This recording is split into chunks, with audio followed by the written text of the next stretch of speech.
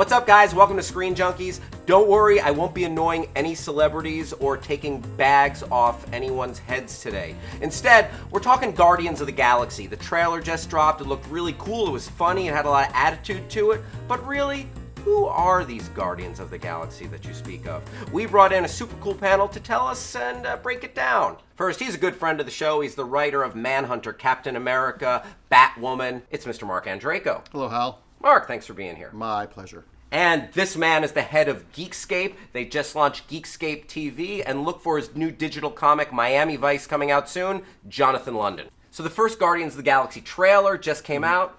I want to know what you guys think. It felt like it needed to be about 10 seconds tighter. It just felt like that the joke kind of fell flat. And I know they wanted to show some of the special effects and show the world. And it's obviously working because I'm utterly in the minority. Jonathan, I know you liked it quite a bit better than I liked Mark. it. Yeah. Just the fact that this movie exists is huge for me. Yeah, that's a very cool thing. A $200 million Guardians of the Galaxy movie. You know what I mean? Like, who would have thought this movie would ever exist? So I had a smile from ear to ear the entire time watching this. It did have a lot of jobs to do. I mean, it had to introduce the characters, but it also had to introduce the tone. The tone has to be weird, and it also has to be cosmic.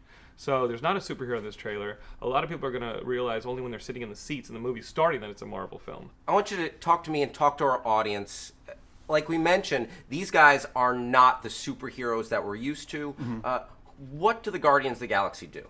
The Guardians of the Galaxy originally were a whole different group of outer space characters. This group is based on a reboot kind of that Marvel did a few years back. They're just a group of disparate characters who are kind of, they're kind of all different versions of Han Solo. They're kind of out for their own, Firefly, Farscape, that sort of tone. They're privateers.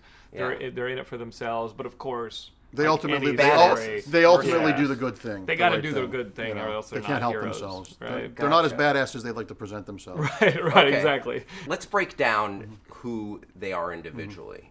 Who's Chris Pratt playing? He's playing Peter Quill, Star-Lord, who is just kind of, he's very much the Han Solo, Nathan Fillion Firefly character. He's this guy that's out there and thinks much more of himself than anyone else, as you can tell is the joke in the trailer. Star-Lord.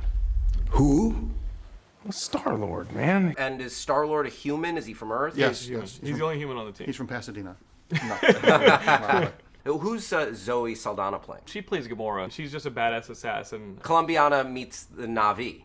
Yeah, Sort of. You should not be here, or I'll kill you. So in the comics, she's Thanos' daughter. Is that going to be our whole springboard into the Avengers and Guardians of the Galaxy? Well, we don't know if she's going to be Thanos' daughter in the movie continuity. They haven't spelled that out. But if they do, I mean, you'll learn a little bit more about Thanos, and if they actually keep Thanos on the sidelines for this movie and Avengers 2, because Ultron's the villain there, then it really sets up the Infinity Gauntlet for Avengers 3. Tell me about Rocket Raccon. Oh, Rocket Raccon, I think, is going to be the star of the movie. I mean, you have a talking raccoon who's a smart ass. This one here's our booty. He's the Wolverine of the movie.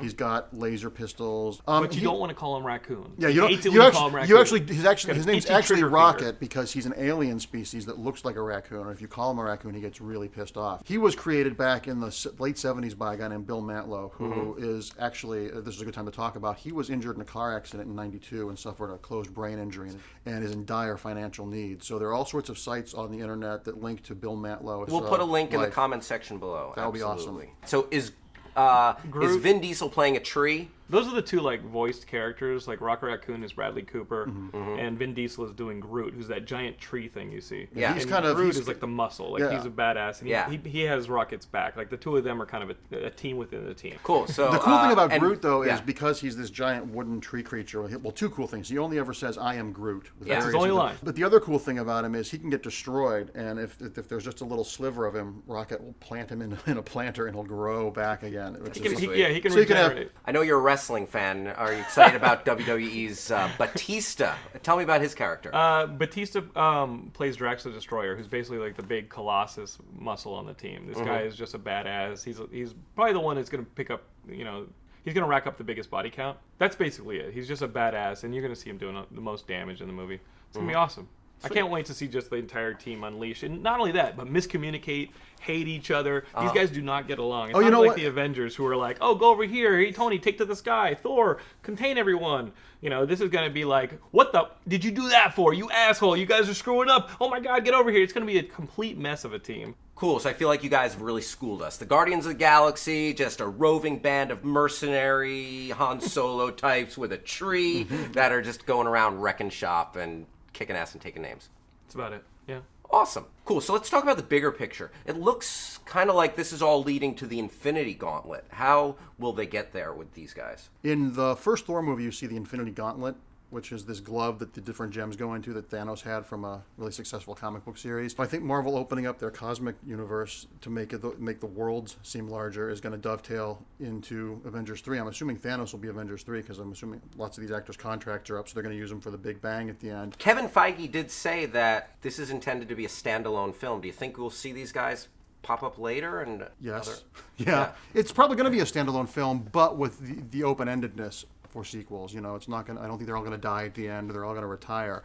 But just by the appearance of the Collector and some of the Infinity Gem stuff, it ties into the Avengers movies. What would ultimately make this movie a total success for you? I don't think this movie needs to make $400 million to be considered a hit.